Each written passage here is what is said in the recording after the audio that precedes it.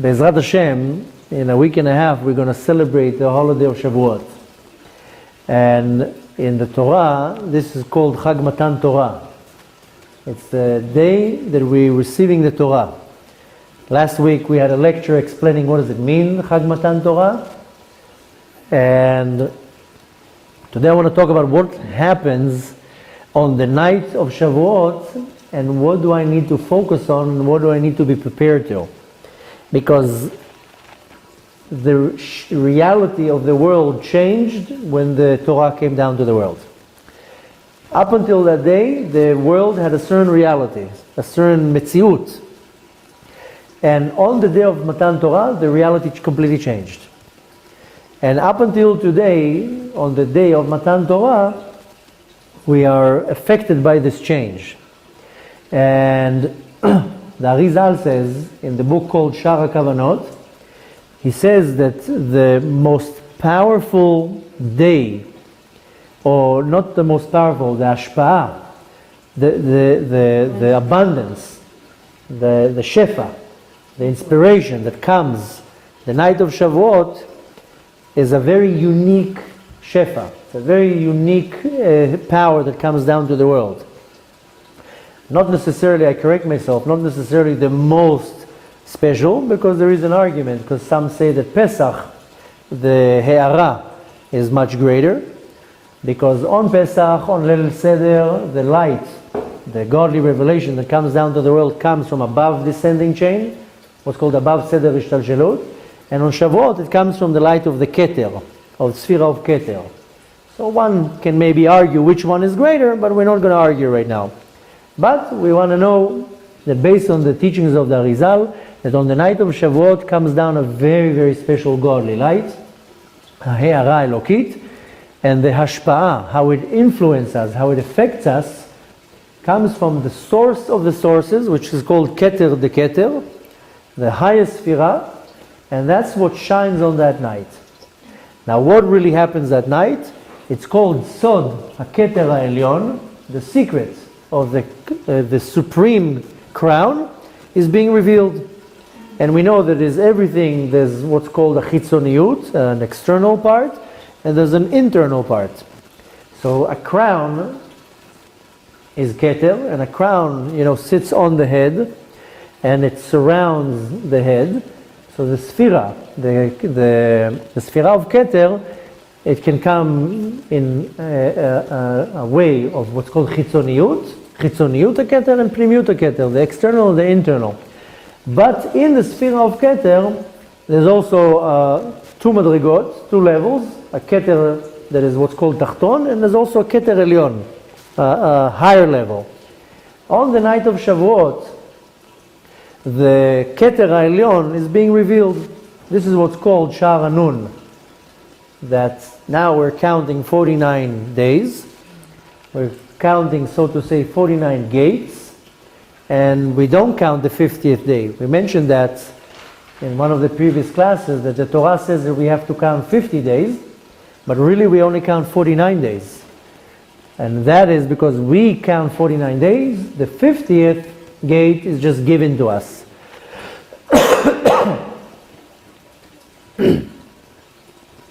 This is given to us as a present. This is Matan Torah. The 50th gate, Shar Anun, is just given to us. And this is what's given to us on the night of Shavuot. When exactly is it given? In the moment of the day that is called Alot HaShachar, which is about 5-6 in the morning, depending where you are in the world.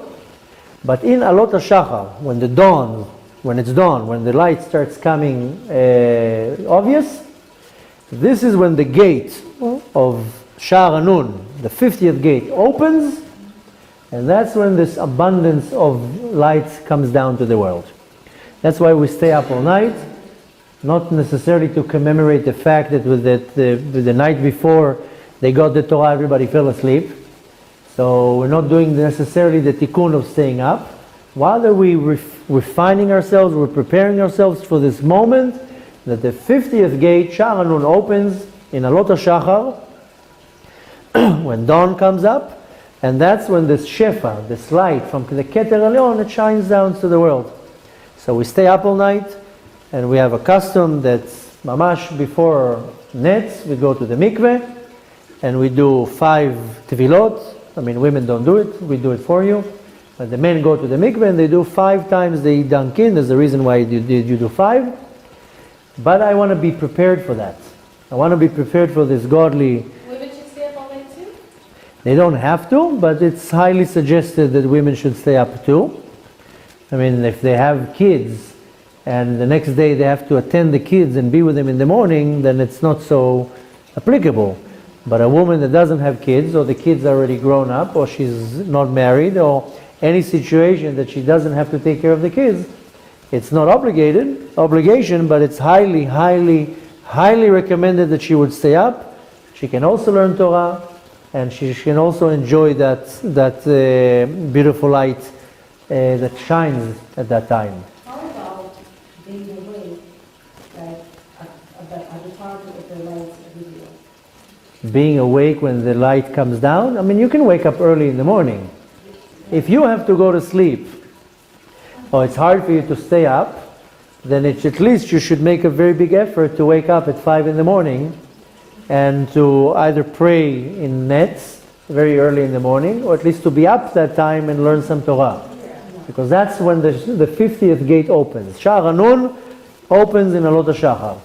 So if you can stay up all night, we stay up all night. Last year we did it too. We had a lot of women. After the meal, we learned Torah the whole night. I don't know if you were with us last year, but we're going to have the same thing this year.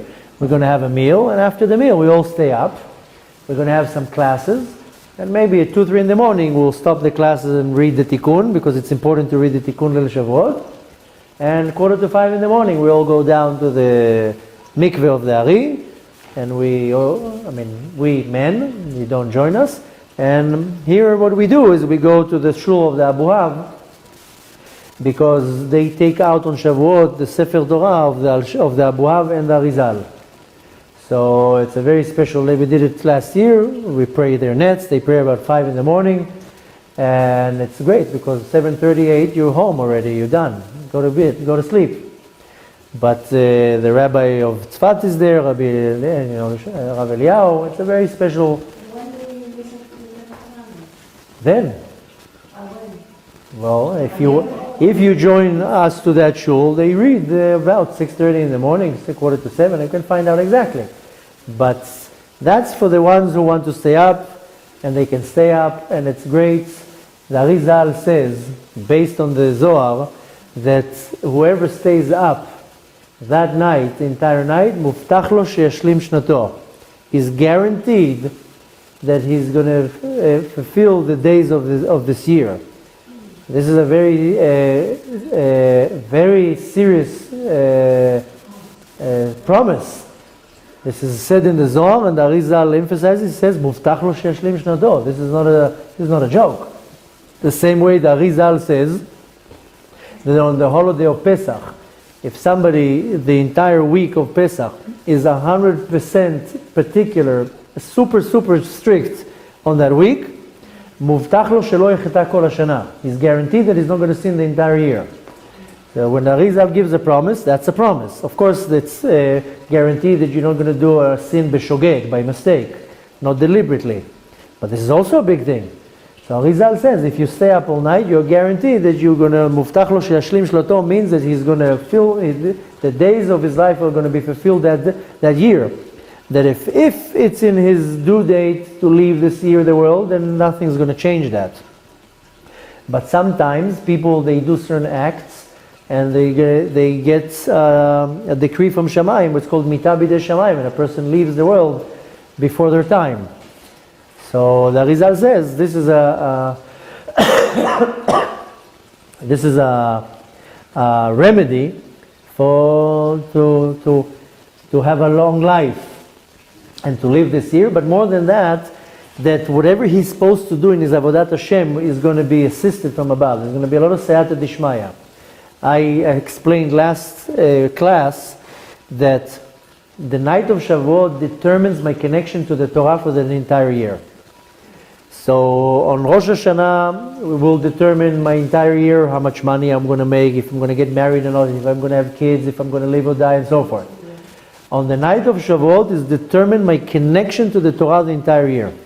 How much connection I'm going to have to the Torah, how much hours I'm going to learn Torah, how many mitzvahs I'm going to do, how easy it will be for me to learn Torah and fulfill the mitzvot. That is determined on the night of Shavuot.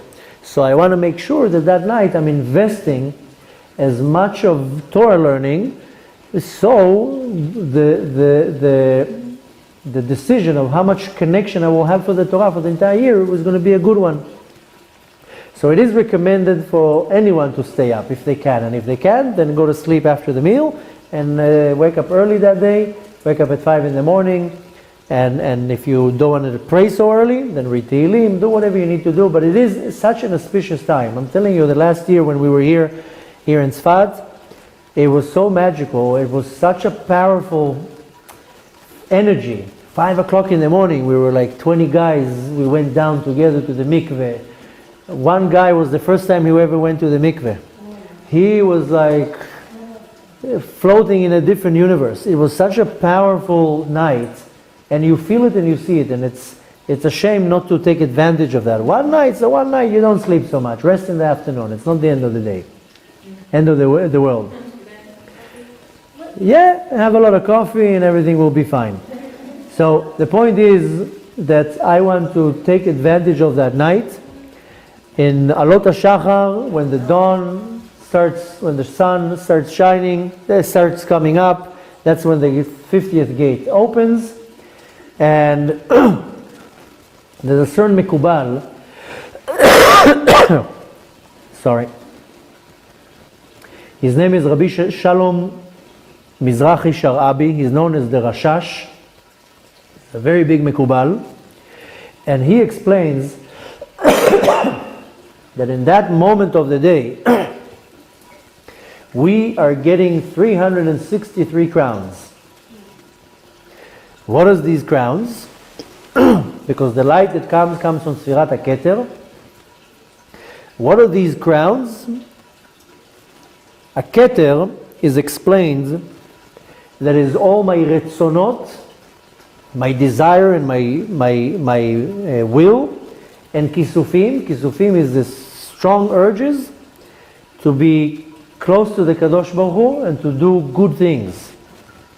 All my good intentions. Sometimes I don't feel like it. Somebody knocks on my door and asks for help. I don't feel like it. I try to say any excuse just to get out of it. But sometimes out of the blue, I have this unbelievable urge that I want to help somebody. And I want to do the right thing. How many times you are in a situation and you know that you have the opportunity now to do whatever you want to do or the right thing to do. And you're like, you bite your lips and you're like, I want to do this. That's what I want to do right now, but it's not the right thing to do. And you end up doing the right thing. Sometimes you don't. Sometimes you're like, I can't take it. I don't care. You close your eyes. You ignore the right thing to do. You come up with all the excuses why it's okay not to do the right thing. You give yourself a discount and you move on. That's not what we want to do. But sometimes you want to do a certain thing and you end up choosing the right thing to do and you say, that's the right thing to do. How many times you have that compared to how many times you have doing the wrong thing? The desire, the will to do the right thing, to help another person, to be closer to Hashem, this desire is called Retzonot v'Kisufim. Retzonot is my desire, Kisufim is this strong urge to do something good. This comes from Sfirat HaKeter, from He'ara, from a shine, from an inspiration that comes from Keter. That's it. That's the simple explanation. When I get 363 crowns in that few hours in the morning, that allows me to the rest of the year to carry this charge, this energy that I will always overpower to do the right thing. Just imagine what type of cargo you're taking for the rest of the year, to allow you that in every situation your decision will be to do the right thing. This comes from He'arat HaKeter. Okay, I'm talking very general things here, I'm not going into too many details. Now, we know that there are 4 angles, so to say, what's called Arba Bechinot HaKeter. 4 ways that the Keter can present or reflect. We're going to go through some of them because we want to see how it relates to us. Everything in the spiritual world that manifests into the world is built on 3 lines, what's called Shlosha Kavim. We explained it more in depth last Thursday when we learned about Shavuot, about these 3 lines. But everything is built on these 3 pillars. If you're looking at what the oral Torah says, Ha'olam omed al 3 amudim, the world is standing on 3 pillars, Torah, Avodah, V'gemilut Chasadim, Torah, praying, learning Torah, praying, and charitable acts. These are the pillars that the world is standing on. But the mystical teachings of Kabbalah and Chassidut explains that the world stands on Shlosha Kavim, 3 lines. Kav HaYemin, there is Kav, the line of the right, Kav HaSmol, and Kav HaEmtza, the right side, the left side, and the middle side. If you look at the structure of the Sfirot, there's always going to be the right side, there's going to be the left side, there's going to be the middle. So these are the 3 Kavim. Now, Tzad HaSmol, the left line, which usually corresponds to something more negative, but this comes from the Keter, so the Keter will have 3 lines also. I'm not talking right now of the Sfirot, talking about the Keter. The Keter also have 3 lines. The Kav HaSmol of the Keter, the Rebbe from Kamarna explains, this is the desire to learn Torah. And this is what's called in the term, the Kabbalistic term, Ima Ila'ah. This corresponds to the sphere of Bina, because it's Kav HaSmol, the Bina comes from the left side. This line of Sfirat HaKeter will allow the person to have the desire to learn Torah. Anytime you have a desire to learn Torah, 3 o'clock in the morning, you can't fall asleep. Instead of going to Facebook, you open a book and you start learning. You have a desire to learn Torah that comes from this left side of the Keter. The right side of the Keter, Kav Yemin, the Ari explains that this allows me and inspires me to be close to the Kadosh Baruch Hu. That I want to be close to Hashem. Sometimes I have in the middle of nowhere, pitom I have this desire to do a mitzvah to be close to Hashem. I want to pray, pitom. I feel this closeness. This comes from the Tzad Yamin. This is called in the Kabbalistic term Abba. And this will correspond to the sphere of Chokhmah. This is the right side. Now, what is this Abba and Ima? Abba is a father and Ima is a mother. In the Kabbalah, the Sphira of Chokhmah is called Abba, and the Sphira of Bina is called Ima. But what is this Ima and Abba? Why is it called father and mother? Because in this world, in order for me to give birth to something, for a child, then has to be a mother and a father. It's not like now they're trying to make these same gender weddings. 2 mothers, 2 fathers. This is distorting the rules of the universe. But the rules of the universe, in order for it to be a child, has to be a father, has to be a mother, has to be relations. They have to be connected. This is what's called a zivug, a yichud, a unity. They have to come together.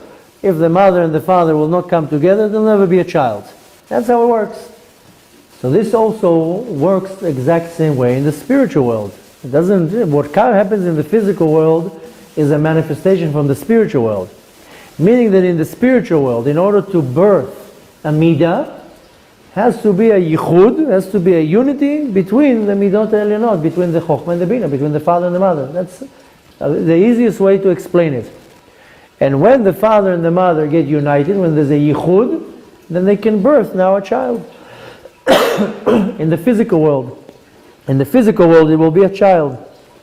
Amazingly, you will take a child in this world. Usually, what would be the first words that the child says in this world?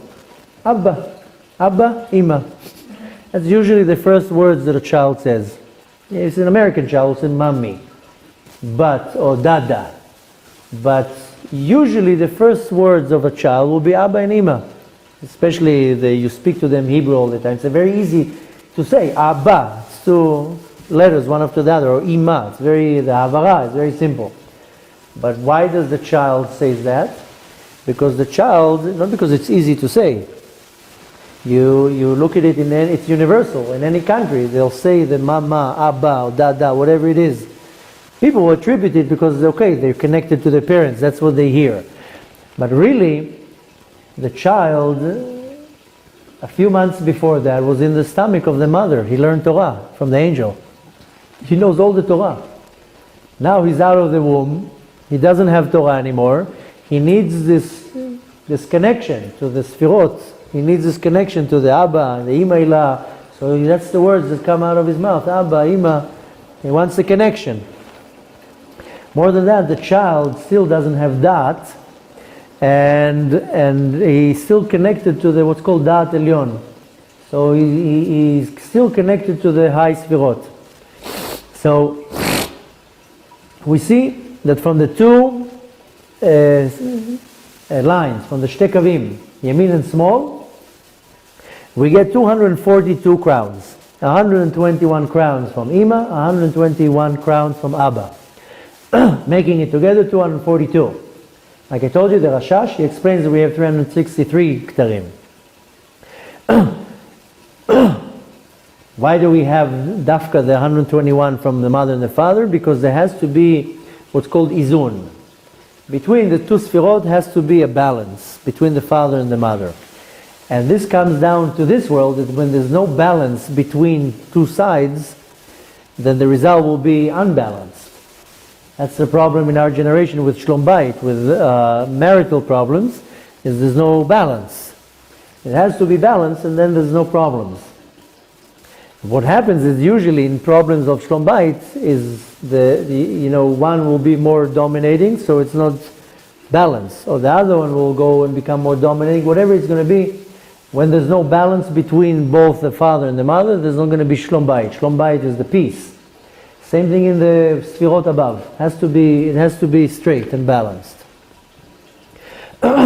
And since the Ima is the learning Torah and the Abba is the desire to be close to Hashem, has to be a very good balance even in that. Even in my Avodat Hashem, has to be a good balance between how much hours a day I learn and how much hours a day I do my Avodat Hashem, praying and mitzvot and getting closer to Hashem.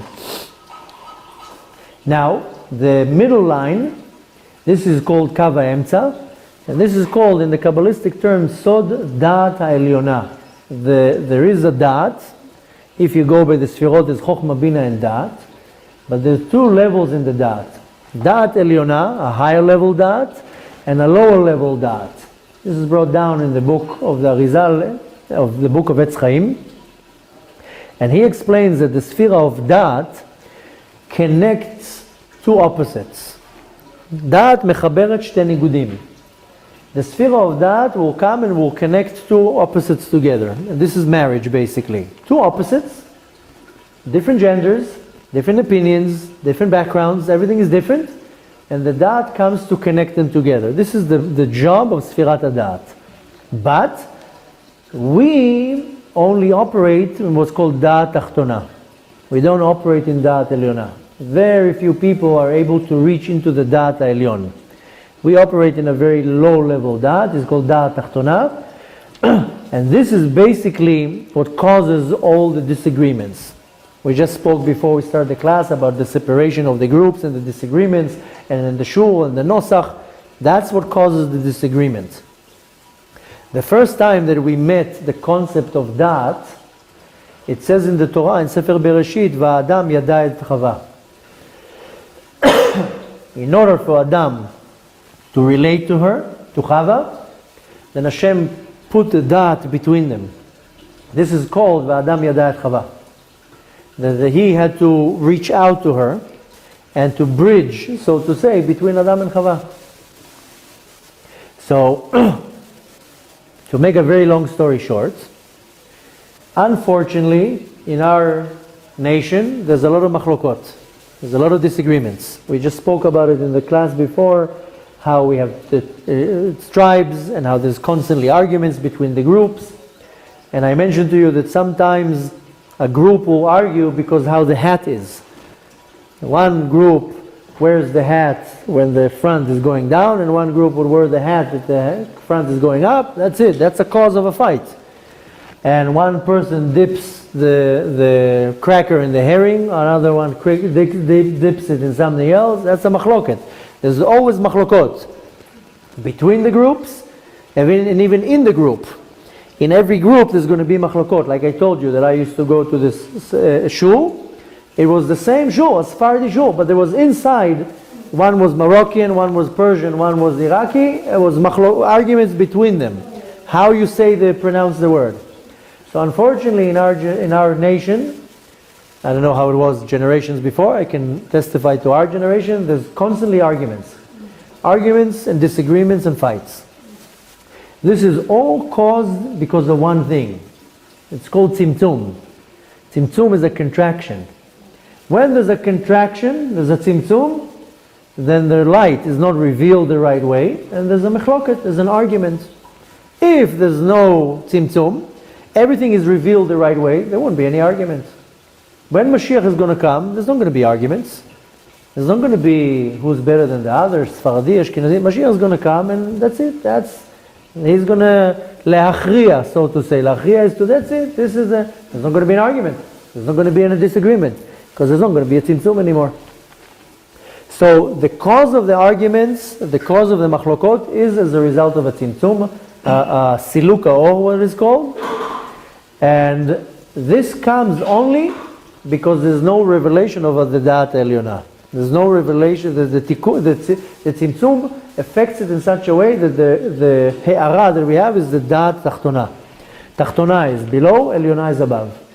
This is it. That's basically what it boils down to. Now, this is one type of machloket that we have. Machloket is a disagreement, is we have a machloket between me and you. I say A, you say B. How they say in America, you say tomatoes, I say tomatoes. So there's a song like that, no? Is it Frank Sinatra, I think? So you say potatoes, I say potatoes. But let's call the whole thing off. That's how the song goes, right? So we have constantly machlokot, disagreements with each other. The result, like I told you, is because the Da'at Elyonah is not shining in us. So there's a concept of the arguments. Another type of machloket that we have is me on the Kadosh Baruch Hu. This is a more sophisticated machloket, a disagreement. And we find ourselves constantly having a machloket on Hashem. Why and how? When Hashem does something that I don't like. Something happens, a certain scene happens, I'm not happy with it. I disagree with Hashem. Why I don't make money?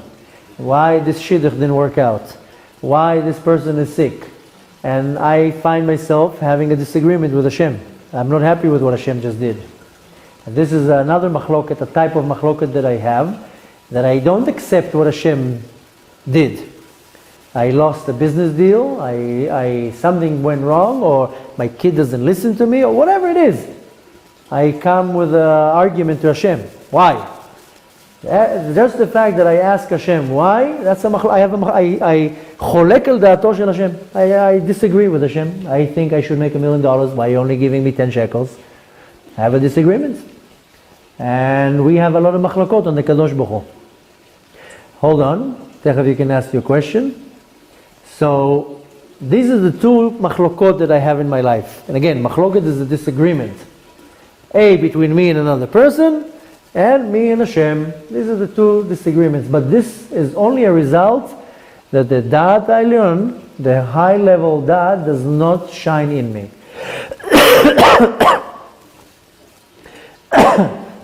The machloket between me and Hashem, that's a big machloket. Rabbi Dessler explains that any type of sadness and depression, what's called atzvut and tsar, It only is a result because I have a machloket with the Kadosh Baruch Hu. I don't agree with the way Hashem governs the world. In his words, lo mekabel et ha'anaga shel HaKadosh Baruch Hu. I do not accept how Hashem is running the world. I am not happy with the fact that right now I don't have money. I don't accept it. I don't accept the fact that right now, chas v'shalom, there's a sickness, or disagreement, or divorce, or whatever it is. So all the sources of sickness and sadness and depression is that I'm basically in a very refined and deep way. I don't agree with Hashem. I'm not happy with what Hashem would decide with me. You know that sometimes you see it with relations between a mother and a child, a father and a child. Not too long ago I was somewhere and there was a child, and unfortunately the child was a very overweight, a very fat child. It's sad to see it. A child should not be fat. And he was a very spoiled child, and he wanted something, or there was a vending machine there, he wanted the cookie, the lolly, whatever it was there. The mother didn't want to give it to him. Oh, he made a tantrum there. He was kicking chairs, screaming, lying on the ground. He was doing a tantrum there because the mother would not give him the whatever was in the vending machine. And then he told her, I hate you. You are the worst mother in the world. And then I saw that she got very upset. And any parent has heard that from their child at least 100 times. You're the worst parent and the worst dad and father in the world. That's what kids say. They might not mean it. 2 minutes later you'll give them a lollipop or ice cream, suddenly you're the best mother in the world. But kids say you're the worst father in the world. You're the worst mother because they didn't get what they want in the same moment. This is how we are. We don't get the lollipop, so we say to Hashem, I hate you. I don't like you. You're the worst. Why aren't you giving me what I want? And the same way that this mother didn't want to give the cookie or whatever it was for the child from the vending machine, she was right. I'm sorry to tell you, you're fat. It's not healthy. I can't give you cookies all day long. You have to go on a diet. She sees it in a very mature and rational way. He doesn't. He sees the cookie. Same way with us. Hashem says, I don't want to give you right now this. I don't want to give you right now your other half. You're going to fight with him. I don't want to give you now parnasa. You're going to gamble it. Whatever it's going to be. But we don't see it, so we accuse Hashem that he's the worst father in the world, and we don't like him at this point. So Rabbi Dessler explains that the atzvut and tsar, sadness and bitterness and all these attributes comes from the fact that I'm not happy with what Hashem is doing right now, with Hashem's decision. Like you have a court case, the judge says, I found you guilty. I'm not happy with what the judge said. I think I should have got much more. And you appeal. It all boils down, if you were present here on Thursday when we talked about the shiur of Shavuot, I told you that it all boils down to emunah, to believe. If you weren't here Thursday, then watch the video, it's online. But it all boils down to emunah, because when I have emunah, when I have 100% belief in Hashem, then I accept what Hashem does.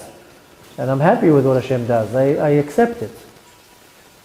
So, to summarize it, is that there are two machlokot, I said. One machloket argument is between me and you. One machloket is between me and Hashem. And then there's another machloket. That's even a worse one. And that's a disagreement between me and myself. That I disagree with myself. So I have three disagreements. And I can do a certain, what does it mean, a disagreement with myself?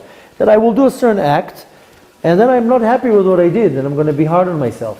And I'm going to start hitting myself on the head. Why did you do that? Why did you do this? Why did you listen to that? Why didn't you listen to him? And I'm going to have this argument in my mind, a disagreement with myself. I shouldn't have done that. I should have did this.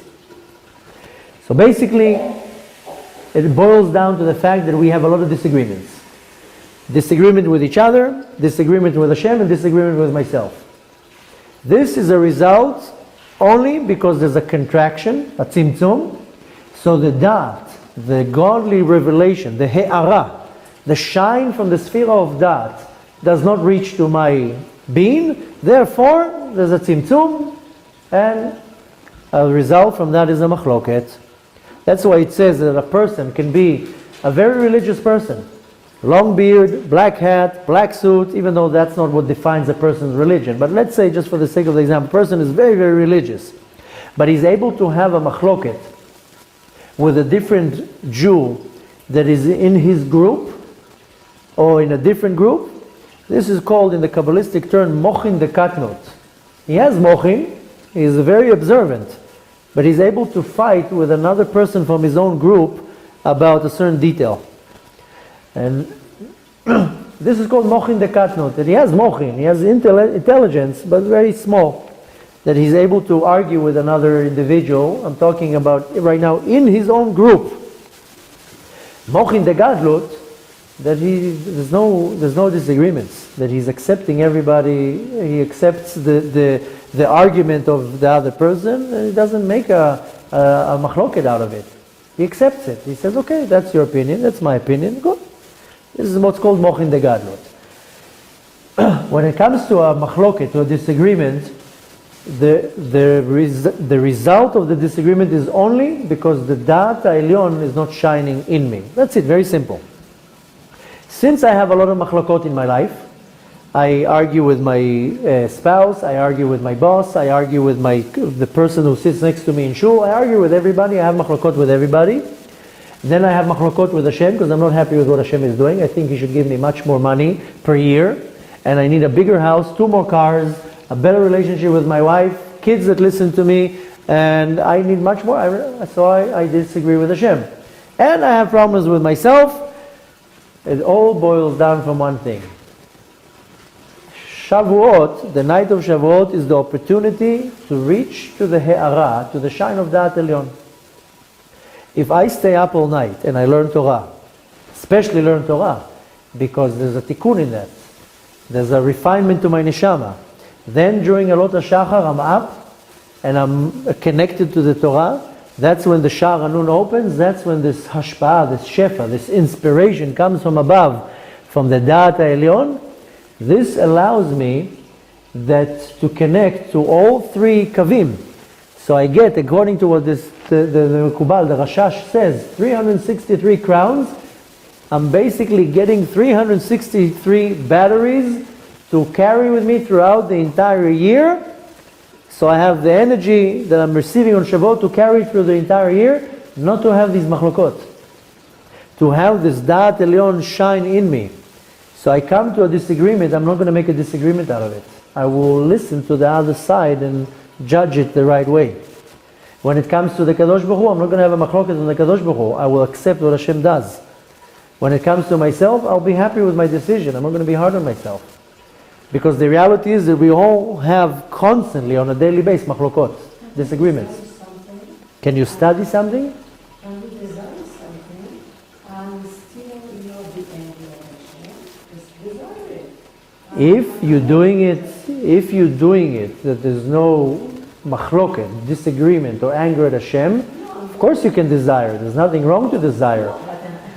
I desire and I would like you to grant it to me. If it's done, if it's done with no anger or with no disagreement to Hashem, it's totally fine. A person is single, they want to get married. What? They shouldn't get married. They shouldn't want to get married. They should go and pray and do whatever they need to. But they should not be upset at Hashem. Why are you not sending me my other half? So same thing with money. I want to make money. There's nothing wrong with making money. I have kids. I need to feed them, and they need clothes. They need to go to school. There's tuition. There's rent. There's mortgage. There's food. There's nothing wrong with me wanting money. But if I don't get it, I should not be upset at Hashem, or should chas v'shalom be angry at Hashem. There's nothing wrong with wanting and praying and working towards it. But you shouldn't have, I also want my wife to do all sorts of things. If she does it, great. If she doesn't, it means I have to fight with her? No. It means she has her own opinion. She is a person I should bridge and to see why is she not doing what I want. Maybe the problem is me. I don't know. So it's the same thing. I want my child to listen to me. Who says that he has to listen to me? And if he doesn't listen to me, I need to go out of my kelim, I need to freak out? No, that's a child. I need to see, why is he not listening to me? Maybe he's not listening to me because the problem is in me. The point is, should we do the same thing as Hashem? Say, oh, you don't believe to me, let's see what I can do. You can do that to the Kadosh Baruch Hu by saying, the thing is that you can't come with conditions to the Hashem. But if you're saying, you know, I heard not too long ago from a certain individual something very special. And she said, on Rosh Hashanah, everybody goes and prays for Hashem. I want money, I want a shidduch, I want kids, I want health. She told me that this year she didn't ask for Hashem, I want. She was asking Hashem, what do you want, Hashem? What do you tell me what you want, I'll do it. So yes, there's nothing wrong with telling to Hashem. Nobody cares at Hashem. Does anybody say to Hashem, Hashem, what do you want? Do you want Ahavat Israel? I'll go do it. I'll have Ahavat Israel. Hashem, what do you want? You want Torah? I'll learn Torah. So yes, of course you can tell to Hashem, Hashem, what do you want right now? You want me to be right now strict? Okay, I'll be strict with the laws of kashrut or whatever it is. Nobody cares of the will of Hashem. Everybody says, I want money, I want to get married, I want kids, I want health. Very few people come and say, Hashem, what do you want? So yes, of course you can say, Hashem, what do you want? And if I didn't get something, instead of coming with complaints to Hashem, say, maybe I did something wrong. If I'm not getting parnasah, maybe I did something wrong. If I can't find my other half, maybe I'm doing something wrong. Very few people are able to lower their ego and say, maybe the problem is me. Most people say the problem is there, not me. The point I want to take from that is that our life is full of disagreements. Disagreements with myself, with Hashem, and with other people. It doesn't matter who's the other people. It can be my spouse, can be my kid, can be a Jew from a different group that I don't like how he's dressed. The point is that I don't want to get into a disagreement. Right now we have an issue with somebody that did something to us, to my wife and me, and I just told my wife, just drop it. She was like, what? But you should fight to you're right. I told her, I don't care if I'm right. I'm not going to get into it. The headache of the argument, I don't want to have an argument. I rather cut my loss, say goodbye, thank you so much, go. I don't want the aggravation. I don't want the aggravation of the argument. So in essence, who wants an argument? You want to argue with your husband, you want to argue with your boss, you want to argue with your friend. No one wants, just leave me alone. That's what we read about. Nobody wants to get into arguments and to fights. But I'm pulled into these arguments, whether I want it or not. People, most of the times, others, it's very easy to, they started the argument. But I'm pulled into the argument. Now what? When I'm going to be a punching bag? I have to punch back. I have to defend myself. So nobody wants to be in an argument. But I need tools how to get away from the argument, how to get away from the disagreement. The tools are being given to me on the night of Shavuot because the Da'at Elyon, the higher level Da'at, shines and is very easily accessible and take it. So I'm able, if I tune myself in, then on the morning of Shavuot, and Alot HaShachar, I can receive 363 crowns from the Ima, from the Abba, and from the Kava Emtza. These crowns, just for us to relate with, is batteries. I'm buying a lot of batteries. My phone needs batteries, my remote control needs a battery, everything needs a battery. So I'm buying a lot of batteries.